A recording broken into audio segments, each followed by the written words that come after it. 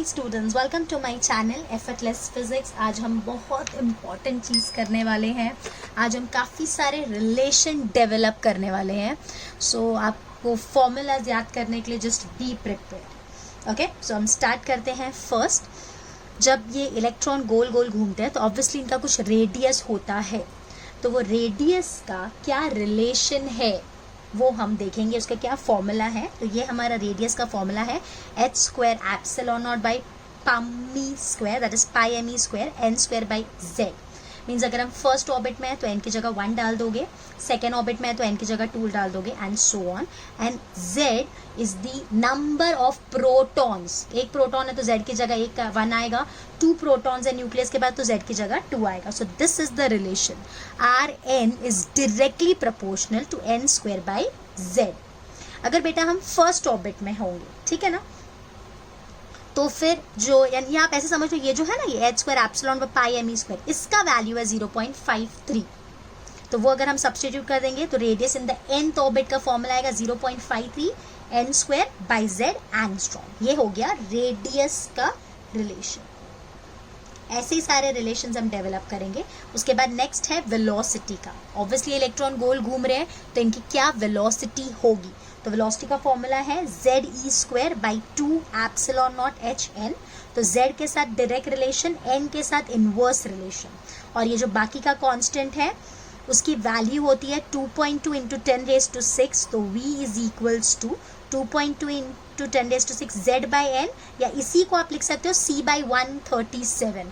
I am sure सबको c पता है। c is what? It is speed of light in air which is 3 into 10⁸। तो ये form में भी वेलोसिटी दी होती है। ओके, ये दो फॉर्मूलाज याद रखें। उसके बाद next is angular speed. Angular speed omega, obviously गोल गोल घूम रहा है तो एंगुलर स्पीड भी होगी, तो v बाई आर। तो क्या करना है, v का रिलेशन देखो और r का रिलेशन देखो। तो v का रिलेशन है z बाई एन और r का रिलेशन है n स्क्वायर बाई जेड। तो सब्सटीट्यूट कर देंगे तो हो जाएगा z by N divide by n square by Z. तो ये हो गया z square by N cube. बस यही याद रखना है कि ओमेगा का z और n के साथ क्या रिलेशन है। उसके बाद टाइम। टाइम का बेटा, time is inversely proportional to omega. तो जो ओमेगा का साथ रिलेशन था टाइम का, उसका एग्जैक्ट उल्टा होगा। So t is directly proportional to n cube and inversely proportional to z square. उसके बाद frequency. Frequency n is directly proportional to omega. तो जो ओमेगा का रिलेशन था वही फ्रीक्वेंसी का होगा। सो फ्रीक्वेंसी को आप f बोलो, कहीं n बोलो, एक ही चीज़ है। So it is directly proportional to z square by N cube. ये n नहीं, n ही मत रखो, कंफ्यूज हो जाओगे। फ्रीक्वेंसी का मैं सिंबल f ही ले लेती हूँ, ठीक है ना। पर आप बोलोगे यहाँ भी n है यहाँ भी n है तो कंफ्यूजन क्रिएट हो जाएगा। तो फ्रीक्वेंसी के लिए हम f यूज करते हैं। दूसरा angular momentum, L is directly proportional to n। Magnetic momentum, m is directly proportional to n। Magnetic moment का ये फॉर्मूला है hen by 4 pi m, HEN, hen by 4 pi m। अगर अपन फर्स्ट ऑर्बिट में होंगे बेटा तो n के value तरह 1 हो जाएगा। तो इसको अपन बोलेंगे बोर मैग्नेटॉन। डायरेक्ट ये क्वेश्चन पूछते हैं कि बोर मैग्नेटॉन का फॉर्मूला बताओ, और बच्चों ने कभी सुना ही नहीं होता है तो उनको पता ही नहीं होता। तो अब आई होप आपको पता होगा, और अगर ये एग्जाम में आया तो मिस्टेक नहीं करोगे आप लोग। उसके बाद next magnetic field B। So B is directly proportional to Z cube and inversely proportional to N5। अब ये कहाँ से आए हैं, इन सब चीज़ों में आप मत पढ़िए बिकॉज लंबे लंबे डेरिवेशंस है, सिर्फ फॉर्मूला याद रखिए। तो ये हमारा मैग्नेटिक फील्ड का रिलेशन है, ये करंट का रिलेशन है, ये लीनियर मोमेंटम का रिलेशन है। ये हालांकि थोड़ा कम आते हैं, ये वाले तीन, ये तीन इतने इंपॉर्टेंट नहीं है, बाकी के ये साइड वाले ज़्यादा इंपॉर्टेंट है, ठीक है। करंट का, current is directly proportional to z square and inversely proportional to n cube. वही रिलेशन है जो फ्रीक्वेंसी का होता है। मैं बताऊं कैसे याद रख सकते हो। Current is what? It is charge upon time and 1 by time is frequency. So current is charge into frequency. तो जो फ्रीक्वेंसी का रिलेशन वही करंट का रिलेशन, और फ्रीक्वेंसी का रिलेशन वही है जो ओमेगा का रिलेशन है। तो ये सारे लिंक है, ये याद रह जाते हैं। लीनियर मोमेंटम का P is directly proportional to Z and inversely proportional to N। Linear momentum क्या होता है बेटा? Mass into velocity. तो जो वेलोसिटी का रिलेशन आएगा वही लीनियर मोमेंटम का रिलेशन आएगा। ये सारी चीजें ट्रिक बता रही हूँ मैं आप लोग को याद रहने के लिए। तो अभी समझ में आ रहा है ना कैसे याद रखोगे, सब लोग ऐसे ही याद रखते हैं। उसके बाद एक्सेलरेशन का गंदा सा फॉर्मूला है, don't go with the formula, just remember the relation, directly proportional to z cube and inversely proportional to the 4th power of n। उसके बाद ये थोड़ा इंपॉर्टेंट है, पोटेंशियल एनर्जी, काइनेटिक एनर्जी। अब पोटेंशियल एनर्जी का formula होता है -kZe²/Rn, या तो फिर आप इसको ऐसे लिख सकते हो me⁴ ε²h²z²/n²।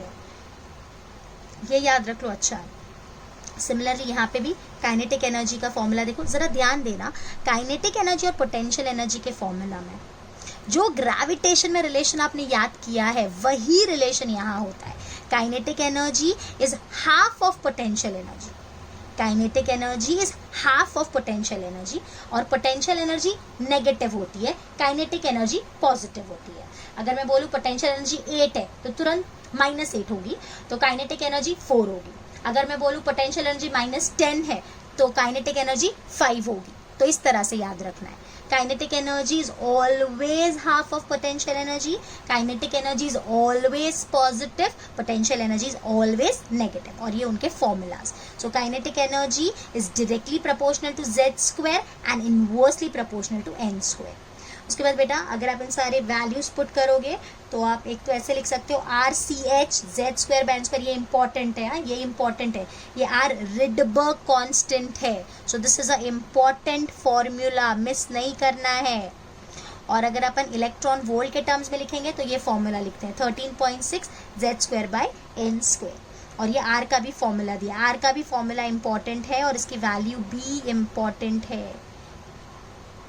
ये मोर ओवर थोड़ा याद करने वाला जैसा है, समझने जैसा कम है, आपको ज़्यादा चीज़ें याद ही करनी है, ठीक है। मैं टेलीग्राम पे इसके सारे PDF डाल दूंगी, तो आप लोग टेंशन मत लेना, वो आपके पास एटलीस्ट फॉर्मूला लिस्ट रहेगी।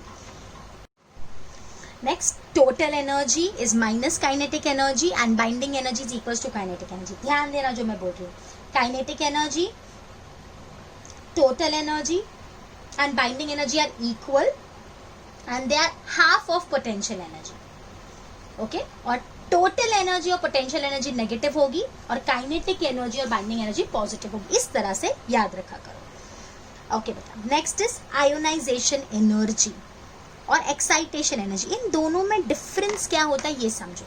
मतलब सपोज मान लो मेरा जो इलेक्ट्रॉन है वो अभी 3rd ऑर्बिट में है, आपको ऑर्बिट्स तो आई होप आपको पता ही होंगे, आपने बोझ दिए हैं, 3rd ऑर्बिट में है, और हम इसको इस न्यूक्लियस के बाहर फेंकना चाहते हैं, मतलब कंप्लीटली बाहर इस न्यूक्लियस के। तो उसको अपन बोलेंगे, तो हमको जो एनर्जी देनी पड़ेगी उसको बोलते हैं आयोनाइजेशन एनर्जी। लेकिन अगर हम उसको सिर्फ 3rd ऑर्बिट से 4th ऑर्बिट पे भेजना चाहते हैं, या 5th ऑर्बिट पे भेजना चाहते हैं, या 6th ऑर्बिट पे भेजना चाहते हैं, तो सिर्फ थोड़े टाइम पे उसको एक्साइट कर रहे हैं, so that is called as excitation energy. Ionization energy मतलब आपको उसको इन्फिनिटी पे भेजना है, बाहर दुनिया, यानी उस न्यूक्लियस की दुनिया के बाहर भेजना है, so that is the ionization energy. So it is the energy required to make an electron jump from the present orbit to the infinite orbit is called as ionization energy. So this energy is equals to कहाँ भेजना है, infinity पे। अभी कहाँ है, nth orbit पे, तो infinity पे एनर्जी होती है 0 माइनस nth ऑर्बिट पे एनर्जी हमने ऑलरेडी लिखी हुई है। Total energy, kinetic energy same होती है ना, तो काइनेटिक एनर्जी का फॉर्मूला क्या था बेटा, ये तरह काइनेटिक एनर्जी का फॉर्मूला है, इसको नेगेटिव कर देंगे, यही टोटल एनर्जी भी इतनी है, मैं लिख देती हूँ। Total energy is -13.6 z²/n² in electron volt, ठीक है। तो ये हमने यहाँ पे डाल दिया, तो माइनस माइनस प्लस हो गया। So this is the ionization energy. और अगर आयोनाइजेशन पोटेंशियल पूछा होगा तो energy divided by the charge of electron, तो ई से डिवाइड कर देना बेटा इसको ही, तो ये वोल्ट बन जाएगा। ये जो दिख रहा है ना इलेक्ट्रॉन वोल्ट में, अगर ई से डिवाइड कर देंगे तो ई और ई कैंसिल, तो वोल्टेज आ गया। नेक्स्ट इज एक्साइटेशन एनर्जी, यहाँ पे हम सिर्फ उसको हायर लेवल तक भेजना चाहते हैं। So the energy required to make a electron jump from present orbit to higher orbit, so that is excitation is E final minus E initial, बस एन सब्ट्रैक्ट कर देंगे, और वी एक्साइटेशन क्या होगा, जो भी आपको ये एक्साइटेशन एनर्जी आएगी उसको ई से डिवाइड कर देंगे। उसके बाद नेक्स्ट हमने क्या लिखा है कि ये जो इलेक्ट्रॉन है ना, ये इस स्टेट में ये जो एक्साइटेड स्टेट है वहाँ पे सिर्फ 10⁻⁸ सेकेंड के लिए रुकता है और उसके बाद वापस वो नीचे आ जाता है। आप सबको ये सीरीज पता ही होंगी already, Lyman, Balmer, Paschen, Brackett and Pfund. यहाँ पे क्या बोला बेटा कि कभी भी कोई इलेक्ट्रॉन हायर ऑर्बिट में है और वो लोअर ऑर्बिट में जंप कर रहा है तो वो कितनी वेवलेंथ बाहर रिलीज करेगा। So the wavelength of the emitted radiation 1/λ उसका फॉर्मूला दिया है, या तो आप यहाँ से लैम्डा निकाल सकते हो और ये 1/λ को हम क्या बोलते हैं, this is wave number. So 1/λ is equals to r 1/p² minus 1/n² into z²। But most of the cases में z आपका 1 ही होगा बेटा, तो उसको लेने की जरूरत ही नहीं है। अगर हमको फ्रीक्वेंसी पूछ लिया तो फ्रीक्वेंसी क्या होता है, न्यू इज c/λ। तो ये 1/λ का जो वैल्यू वो एज इट इज पुट कर दिया और उसको c से मल्टीप्लाई कर दिया तो फ्रीक्वेंसी आ गई। उसके बाद बेटा ये लाइमन, बाल्मर, पास्चन, ये इनके सीरीज के फॉर्मूला लिखे। अगर आप लाइमन सीरीज में हो तो 1/λ इज इक्वल्स टू r। कौन से ऑर्बिट में आ रहे हो आप, लोअर ऑर्बिट कौन सा है, फर्स्ट, तो 1/1² माइनस 1/n², ये हायर ऑर्बिट का होता है और ये लोअर ऑर्बिट का होता है। और यहाँ पे जो रेडिएशंस आते हैं वो अल्ट्रा वायलेट रेडिएशंस में लाई करते हैं, अल्ट्रा वायलेट रीजन में लाई करते हैं। बाल्मर में 1/λ is equals to r 1/2² minus 1/n², this lies in the visible region, ये हमको दिखाई देता है। पास्चन में थर्ड ऑर्बिट, मतलब आप हायर ऑर्बिट से थर्ड ऑर्बिट में जंप करोगे, सो this is the infrared reason. उसके बाद ब्रैकेट में आप हायर से फोर्थ में जंप करोगे, this is the near infrared. And P fund में आप हायर से फिफ्थ में जंप करोगे, this is the far infrared reason.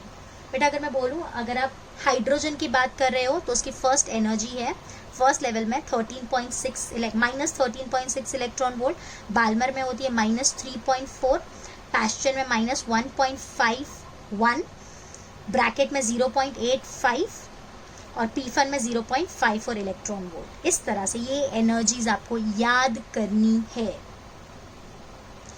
Okay उसके बाद इसमें बहुत क्वेश्चन आते हैं, वो लोग पूछते हैं smallest wavelength, maximum wavelength. Smallest wavelength कब होता है ना बेटा, जब भी तुझे स्मॉलेस्ट वेवलेंथ बोला तो तू n को इनफाइनाइट पुट कर दे। अगर हमको क्या पूछा स्मॉलेस्ट वेवलेंथ, तो सिंपली n को इनफाइनाइट पुट कर दे। जैसे अगर आपको पूछा पास्चन का स्मॉलेस्ट वेवलेंथ, तो r/9 हो जाएगा, ठीक है। उसके बाद अगर ब्रैकेट का पूछा तो 1/λ minimum is r by bracket के लिए 16 आ जाएगा, 4 का स्क्वायर। अगर वो लोग ने हमको मैक्सिमम वेवलेंथ पूछा किसी भी सीरीज के लिए, तो आप क्या करोगे, जो भी सीरीज के लिए पूछा है उसमें n की जगह p+1 कर दोगे। जैसे उन्होंने हमको बाल्मर सीरीज के लिए पूछा तो p की जगह आप 2 पुट करोगे, लेकिन यहाँ पे n की जगह 2+1 पुट कर दोगे 3। अगर पास्चन के लिए पूछा तो p की जगह 3 आएगा और यहाँ पे p+1 4 आ जाएगा। या तो आप ऐसे याद रख सकते हो, और अगर आपको ये फॉर्मूला याद हो रहा है लैम्डा मैक्स का, तो आप ये भी याद कर सकते हो। उसके बाद next, number of spectral line. Suppose कोई भी एक इलेक्ट्रॉन किसी एक ऑर्बिट से नीचे वाले ऑर्बिट पे जंप कराए, तो कितनी पॉसिबिलिटीज हैं, कितनी स्पेक्ट्रल लाइंस बाहर आ सकती हैं, तो ये उसका फॉर्मूला है। Ne is equal to n2 minus n1 plus 1 upon n2 minus n1/2। या तो फिर अगर वो हायर ऑर्बिट से फर्स्ट ऑर्बिट पे जंप कर रहा है तो हम ये वाला फॉर्मूला यूज करेंगे। जैसे सपोज मैं आपको एग्जांपल देती हूँ, वो थर्ड पे है तो वो थर्ड से डायरेक्ट फर्स्ट पे आ सकता है, या तो थर्ड से वो सेकंड पे आएगा, फिर सेकंड से फर्स्ट पे आएगा। तो कितनी पॉसिबिलिटीज हो गई, 3 लाइट एमिट्स हो सकती है। अगर फोर्थ की बात करें तो फोर्थ से डायरेक्ट फर्स्ट पे फर्स्ट हो गया, फोर्थ से थर्ड पे, थर्ड से सेकंड पे, सेकंड से फर्स्ट पे, 4 हो गई।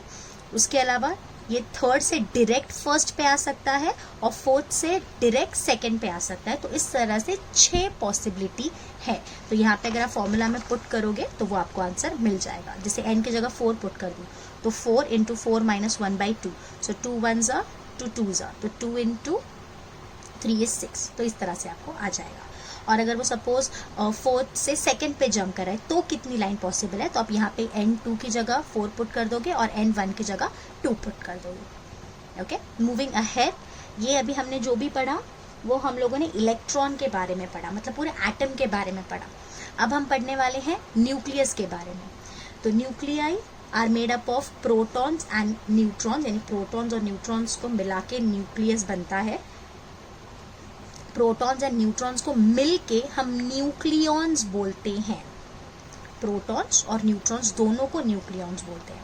तो अगर हम फोर्स की बात करें तो न्यूक्लियस के अंदर कौन कौन सा फोर्स लगता है, तो प्रोटॉन के बीच में एक फोर्स लगता है nuclear force, and this is attractive. Proton neutron के बीच में न्यूक्लियर फोर्स लगता है, again this is attractive. Neutron में भी न्यूक्लियर फोर्स लगता है, अगेन विच इज अट्रैक्टिव। और प्रोटॉन में एक और फोर्स लगता है, that is electrostatic force which is a repulsive force. तो न्यूक्लियस के अंदर टोटल 4 फोर्स होते हैं, उसमें से 3 अट्रैक्टिव है और एक रिपल्सिव है। ठीक है, वापस आते हैं। नंबर ऑफ प्रोटॉन्स को हम Z से डिनोट करते हैं। नंबर ऑफ न्यूक्लियॉन्स मतलब प्रोटॉन्स प्लस न्यूट्रॉन्स को हम A से डिनोट करते हैं, एंड सिर्फ नंबर ऑफ न्यूट्रॉन्स को हम A माइनस Z से डिनोट करते हैं।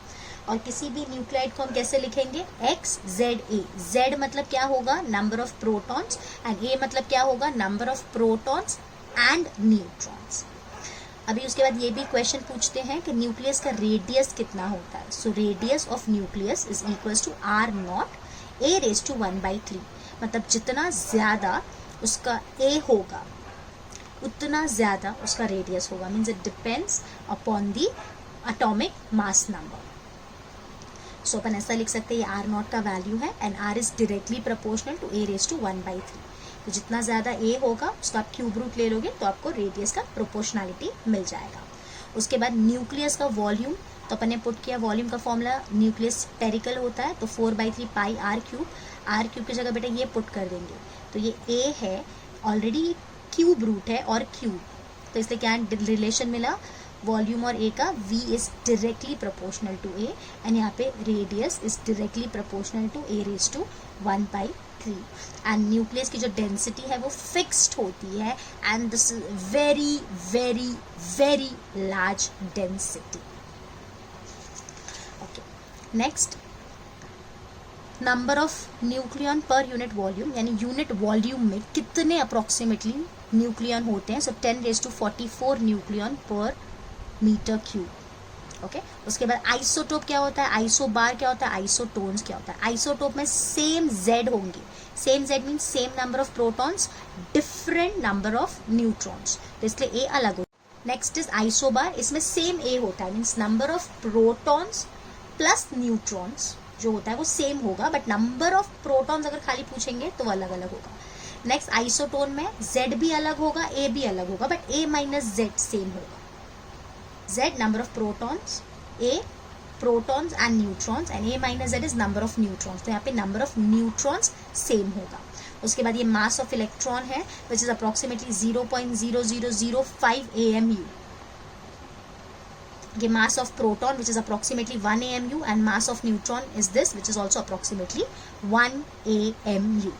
ओके, सो इस वीडियो में हम इतना ही करेंगे, काफ़ी लंबा वीडियो हो गया है, बाकी की जो चीज़ें हैं वो हम नेक्स्ट वीडियो में कंटिन्यू करेंगे। Okay, so if you really liking my efforts, please like my videos, share it with your friends, do comments, whatever your suggestions is. Till then, bye bye, take care.